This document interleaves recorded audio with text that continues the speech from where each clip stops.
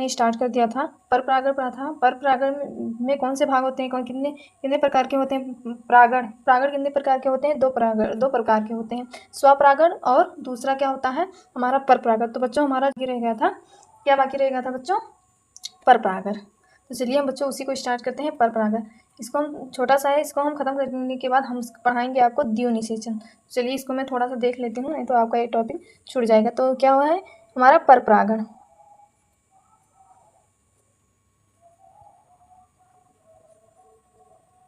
बच्चों पर परागण क्या है?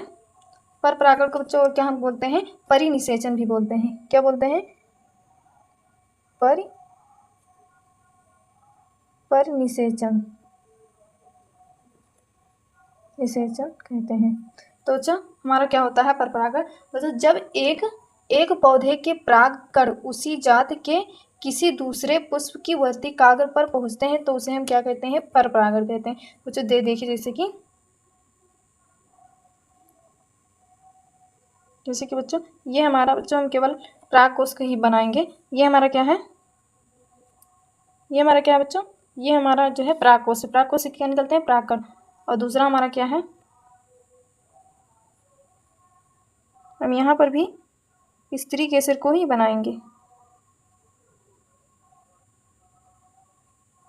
ऐसे ऐसे बच्चों रहता है हमारा। तो हम पूरा फ्लावर नहीं बना रहे हैं, हम केवल भाग को बना रहे हैं। देखिए बच्चों इसमें जो है इससे क्या निकलेगा? परागकोश से हमारा परागकण निकलेगा। तो बच्चों जब एक पुष्प के परागकण उसी जाति, बच्चों जिस जाति का है परागकण उसी जाति का जब स्त्री वर्तिकाग्र रहेगा या पुष्प रहेगा तभी जो है पर परागण होगा। देखो जब, फिर से सुनिएगा, जब एक पौधे के परागकण उसी जाति के किसी दूसरे पुष्प की वर्तिकाग्र पर, पुष्प की बच्चों ये पुष्प है, पुष्प की वर्तिकाग्र पर पहुंचते हैं तो उसे हम क्या बोलते हैं? पर परागण कहते हैं। तो आई होप बच्चों आप सबको समझ में आ गया होगा।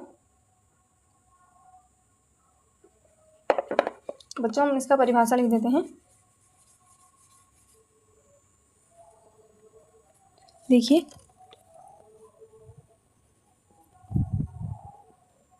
जब एक पौधे के परागकण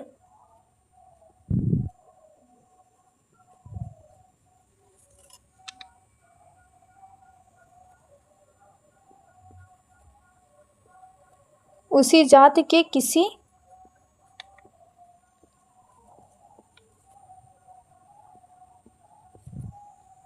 किसी दूसरे पुष्प की क्या हमारा वर्तिकाग्र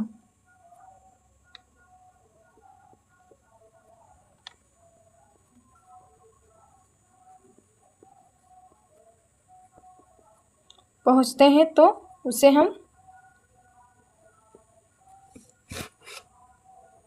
क्या बोलेंगे बच्चों? उसे हम पर परागण कहते हैं।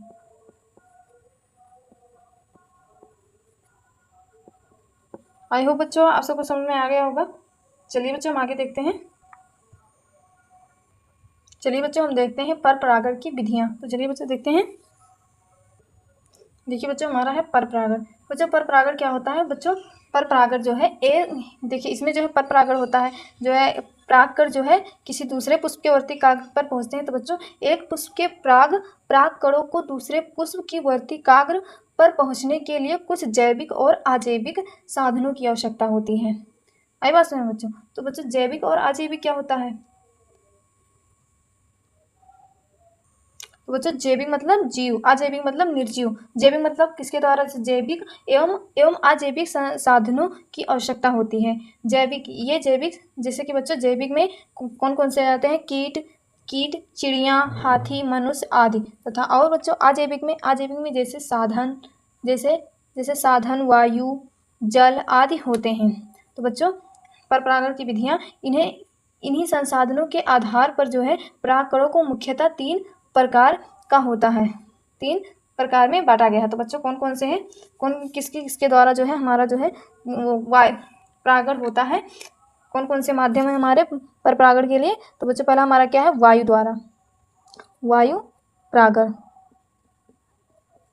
बच्चों जैसे कि तेज से हवा चल रही है तो परागकण जो है उड़कर चले गए जो दूसरे पुष्प के वर्तिकाग्र पर। या जो बच्चों हल्के होते हैं जैसे कि बच्चों गेहूं, मक्का, सेलिकस, जैसे कि बच्चों इसमें किसके द्वारा होता है, गेहूँ, वायु परागण द्वारा होता है इसमें, गेहूँ, मक्का, और बच्चों हमारा क्या है, सेलिकस आदि। और बच्चों तीसरा हमारा क्या है, तीसरा हमारा बच्चों जंतु परागण।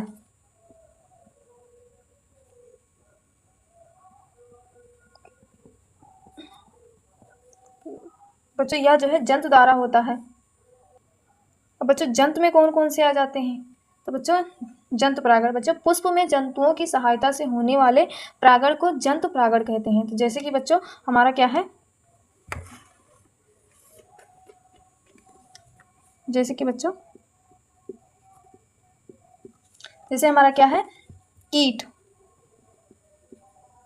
पक्षी, और बच्चों हमारा मनुष्य, और बच्चों हमारा हाथी आदि के द्वारा जो है जंतु परागण होता है। अब बच्चों हम तीसरा देखते हैं, चलिए।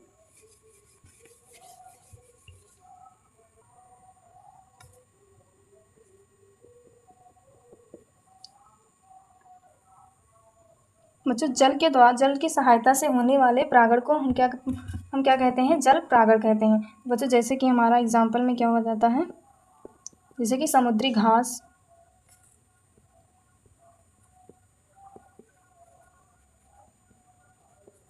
और बच्चों हमारा क्या आ जाता है, और हमारा क्या है, जोस्टेरा, क्या हमारा जोस्टेरा आदि।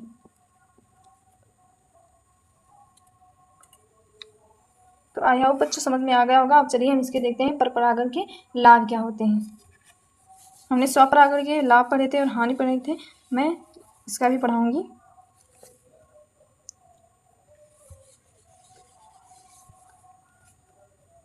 पर परागण से लाभ,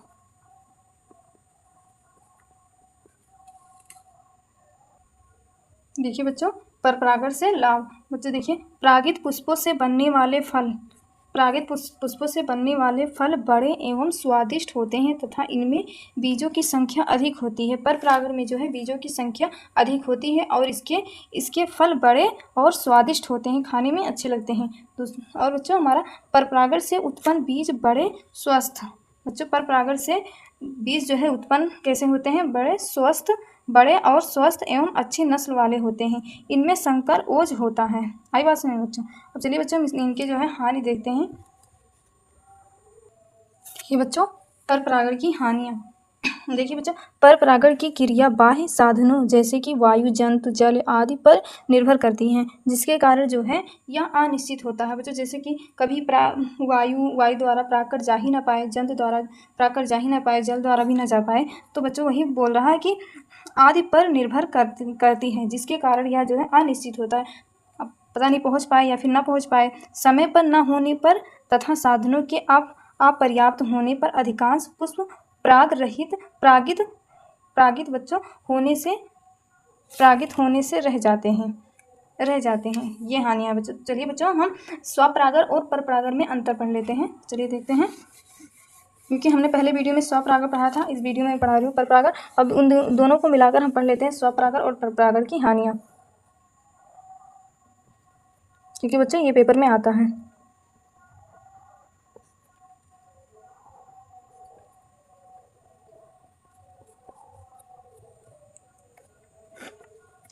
सबसे पहले बच्चों हमारा क्या आता है, यह एक पुष्प के परागकण उसी पुष्प के वर्तिकाग्र पर पहुंचते हैं। सिंपल है।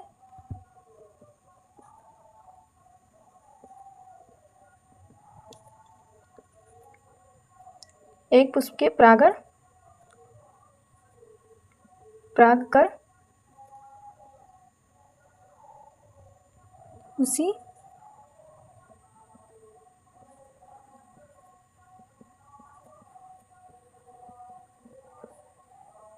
उसी पुष्प के वर्तिकाग्र पर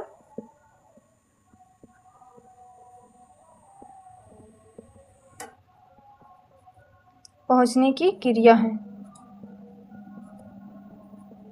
और बच्चों यहाँ हमारा पर परागण में बच्चों एक यह एक पुष्प के परागकण दूसरे पुष्प की वर्तिकाग्र पर पहुंचने की क्रिया है।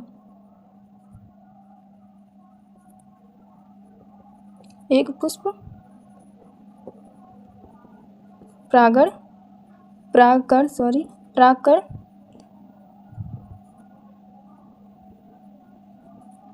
दूसरे पुष्प के वर्तिकाग्र पर पहुंचने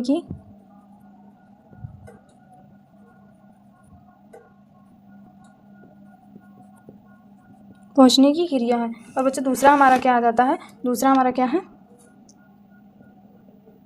बच्चों, यह पुष्प जो है द्विलिंगी होता है, तभी तो इसे अन्य पुष्प की जरूरत नहीं होती है, द्विलिंगी होता है, यह जो है द्विलिंगी है। और बच्चों यह जो है प्रायः जो है बच्चों यह जो है एक लिंग होता है, एक लिंग पुष्प होता है।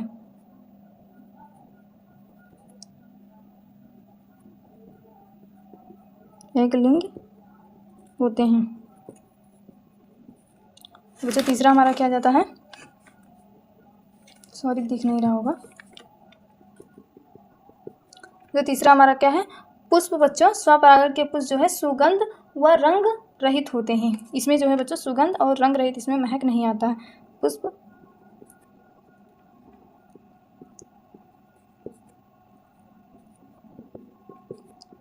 रंग रहित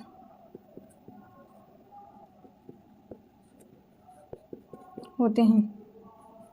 और बच्चों यहाँ पर जो है हमारा पर परागण में बच्चों यह जो है सुगंधित व रंगीन होते हैं।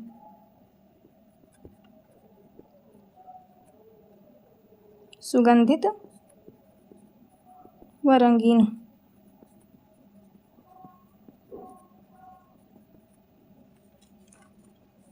तो बच्चों आई होप समझ में आ गया होगा आप सबको। चलिए बच्चों हम आगे देखते हैं, हम पढ़ेंगे द्विनिषेचन यानी कि डबल फर्टिलाइजेशन। चलिए देखते हैं, ये हमारा ख़त्म हो गया, थोड़ा सा तो बचा तो मैंने सोचा पढ़ा दूँ। द्विनिषेचन तो बच्चों हमारा क्या है, द्विनिषेचन। द्विनिषेचन क्या होता है बच्चों, इसको जो है मैं चित्र बनाकर उसके बाद आपको समझाऊंगी। तो हम सबसे पहले बनाएंगे स्त्री केसर। ये बड़ा सा बनाना है, देखिए ये हमारा बन गया स्त्री केसर। हम बनाएंगे बीजाणु।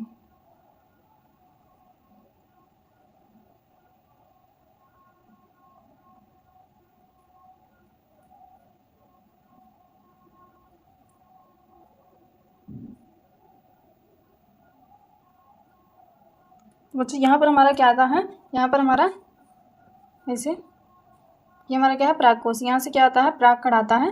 तो परागकण जब आता है तो यहाँ से एक नली निकलती है और जाकर यहाँ पर आती है। आई बात समझ बच्चों, यही चीज़ जो है हम यहाँ आगे चलकर बनाते हैं। तो बच्चों चलिए देखते हैं।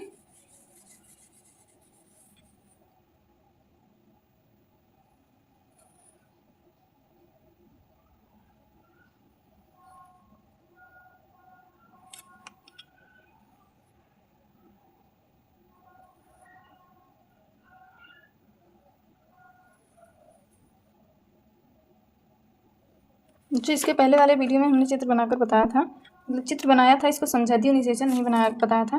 देखिए ये हमारा यहाँ पर क्या गई है प्रागनली, ये है प्रागनली।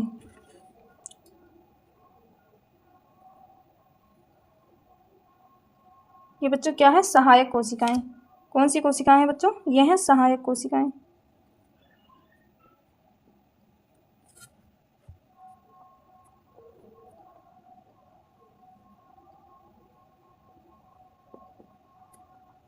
ये हमारी प्रतिमुख कोशिकाएं। और बच्चों ये हमारा ध्रुवीय केंद्रक हमने बताया है पहले वाले वीडियो में इसके भागों को।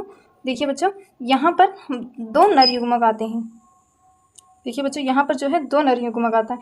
एक नर युग्मक हमारा आता है यहाँ पर आकर ये अगल बगल जो है ये हमारी क्या है सहायक कोशिका है। ये जो है सहायक करती है निषेचन में। यहाँ पर आता है, यहाँ पर फर्टिलाइजेशन हो जाता है। तो बच्चों जब एक नर युग्मक अंड कोशिका से संलयन करती है तो उसे हम निषेचन करती है तो उसे हम क्या बोलते हैं, तो उसे हम क्या बोलते हैं बच्चों, संलयन बोलते हैं। जब एक नर युग्मक अंड कोशिका से निषेचन करती है तो उसे हम क्या बोलते हैं, संलयन बोलते हैं। देखिए बच्चों ये हमारा क्या है, आगुणित है। नर युग्मक जो है आगुणित है। बच्चों देखिए एक नर युग्मक, सॉरी यहाँ पर बनाते हैं, देखिए एक नर युग्मक बच्चों हमारा क्या है, आगुणित है। और बच्चों हमारा अंड कोशिका भी जो है, यहाँ पर देखिए ये भी जो है आगुणित है, कोशिका। तो बच्चों जब ये दोनों मिलते हैं तो किसका निर्माण होता है, युग्मनज का निर्माण होता है, युग्मनज। तो बच्चों द्विगुणित बन जाता है, युग्मनज क्या हो जाता है, द्विगुणित हो जाता है। यहाँ पर इसी से जो है भ्रूण का निर्माण होता है, इसका भ्रूण का निर्माण होता है। इस प्रक्रिया को हम क्या बोलते हैं, संलयन बोलते हैं। बच्चों जब एक नर युग्मक अंड कोशिका से निषेचन करती है तो युग्मनज का निर्माण होता है। इस प्रक्रिया को हम क्या बोलते हैं, संलयन बोलते हैं। बच्चों पहला नर युग्मक हमारा आकर अंड कोशिका से निषेचन करता है। देखिए बच्चों दूसरा हमारा नर युग्मक जो है यहाँ पर आकर संलयन करता है, यहाँ पर आकर संलयन करता है। तो बच्चों ये क्या है, ये हमारा जो है द्विगुणित होता है। देखिए बच्चों दूसरा नर युग्मक ये हमारा क्या है बच्चों, आगुणित है। और प्लस बच्चों किससे निषेचन करता है, केंद्रकीय कोशिका से,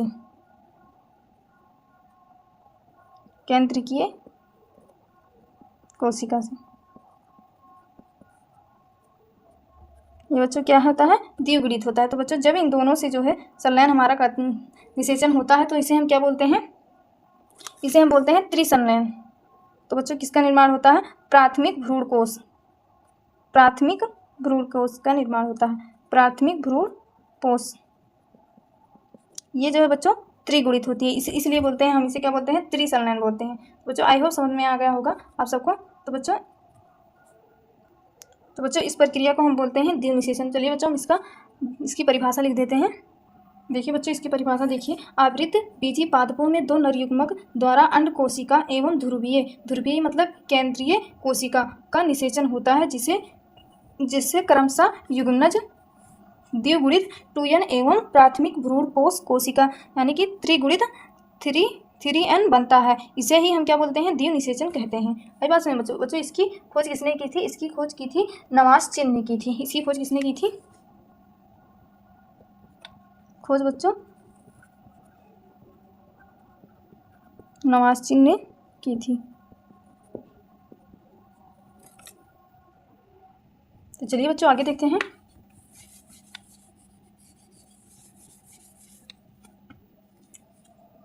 बच्चों फल हमारा क्या होता है, फल किसे कहते हैं, अंडाशय। बच्चों अंडाशय निषेचन के बाद फल में बदल जाता है। क्या बच्चों, अंडाशय जो है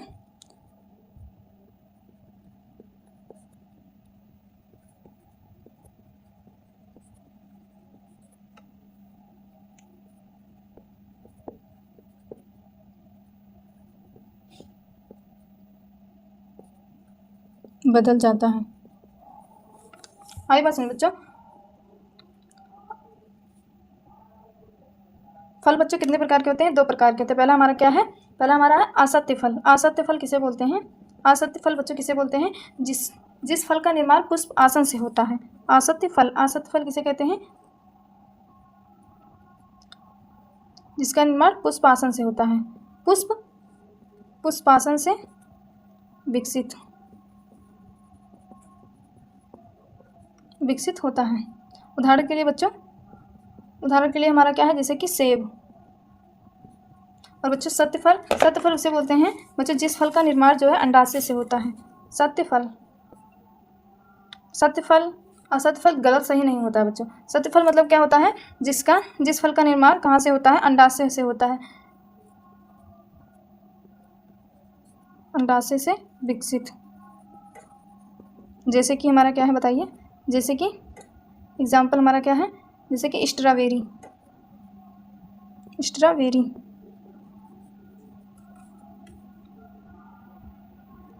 आई होप बच्चों समझ में आया होगा। चलिए आगे देखते हैं बच्चों। हमारा अनिषेक फलन क्या होता है बच्चों?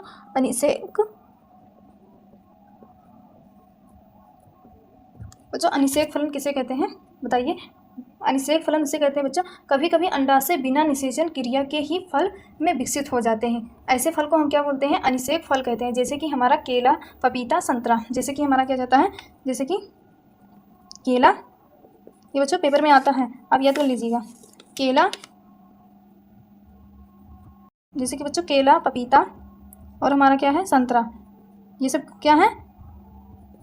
ये सब बच्चों क्या है? अनिषेक फलन है। बच्चों आगे आ जाइए हमारा, आगे हमारा है असंग। जैसे कि बच्चों हमारा क्या जाता है?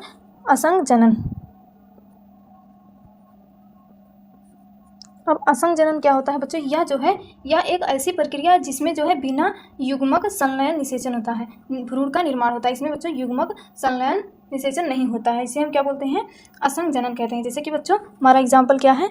एग्जाम्पल है हमारा घास, और बच्चों दूसरा हमारा क्या है? बहुभ्रूणता। ये बच्चों तीनों बहुत इंपॉर्टेंट, एक ना एक तो पेपर में आ ही जाएगा। बहुभ्रूणता, बहुभ्रूणता क्या होता है बच्चों? यह बच्चों ऐसी प्रक्रिया है, एक बीज में जो है, एक बीज में एक से अधिक भ्रूण का निर्माण होता है, एक से अधिक भ्रूण विकसित होते हैं इसमें जो है। जैसे कि एग्जाम्पल में हमारा क्या जाता है? एग्जाम्पल में हमारा क्या है? संतरा और हमारा नींबू। बच्चों ये जो तीनों है बहुत इंपॉर्टेंट है, पेपर में जरूर से जरूर आएगा। अनिषेक फलन और हमारा असंग जनन और बहुभ्रूणता और द्विनिषेचन। द्विनिषेचन लॉन्ग के लिए बहुत बहुत बहुत इंपॉर्टेंट है द्विनिषेचन। आप डबल फर्टिलाइजेशन को अच्छे से तैयार कर लीजिएगा। तो बच्चों आज के लिए बस इतना ही, मिलते हैं नेक्स्ट वीडियो में। अब आपका चैप्टर यहीं पर कंप्लीट हो गया, हम स्टार्ट करेंगे दूसरा चैप्टर, यानी कि आने वाली वीडियो में आपको पता चल जाएगा। तो चलिए बच्चों आज के लिए बस इतना ही, और जो वीडियो समझ में आया हो, हमारी मेहनत को अच्छी लगी हो, तो बच्चों हमारी वीडियो को लाइक करिएगा एंड चैनल को सब्सक्राइब करिएगा और अपने दोस्तों के साथ ज़्यादा से ज़्यादा शेयर करिएगा। तो बच्चों तब तक के लिए जय हिंद, जय भारत एंड थैंक यू।